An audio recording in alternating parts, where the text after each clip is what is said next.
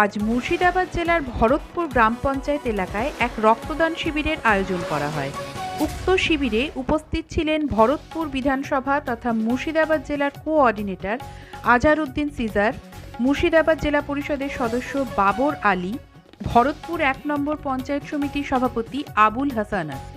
এছাড়াও সভায় উপস্থিত ছিলেন ভরতপুরের বিডিও আবিদা সুলতানা এবং ভরতপুর পিএসের ওসি শ্রী রবি মালাকার এবং আরও অন্যান্য নেতৃত্ববর্গ। সভায় উপস্থিত জনপ্রতিনিধিগণ এবং সাধারণ মানুষের তৎপরতায় প্রায় ১৫০ জন রক্তদান করেন এই অনুষ্ঠানে এবং অনুষ্ঠানটিকে সাফল্যমণ্ডিত করেন। মুর্শিদাবাদ থেকে গৌতম দেবনাথের সঙ্গে পারমিতা রায়মিত্রর রিপোর্ট, ভারত বাংলা নিউজ।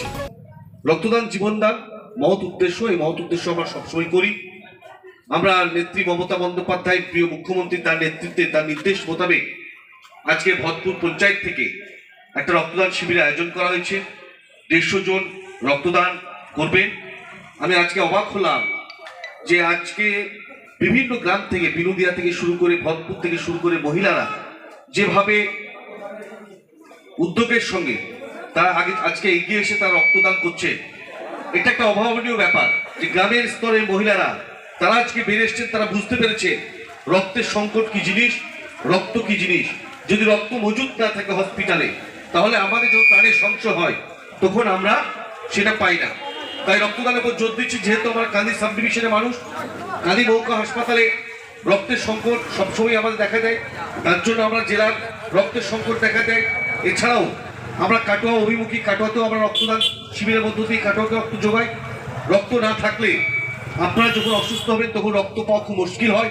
এখান থেকে মানুষের বিভিন্ন উপকার হয়। সেই সমস্ত কার্ড আমরা আমাদের গ্রাম পঞ্চায়েতের প্রতিনিধি মারফত তাদের কাছে রেখে দিই। সে কার্ড নিয়ে আপনারা রক্তের সংগ্রহ করেন, রক্ত পান। তাই বক্তব্য দীর্ঘায়িত না করে এই ধরনের কর্মসূচি আগামী দিন আরো 7টা জীবিত হবে, এই আশা রেখে, ভরসা রেখে সকলকে আমাদের সংগ্রামী অভিনন্দন জানিয়ে আমার বক্তব্য এখানেই শেষ করলাম।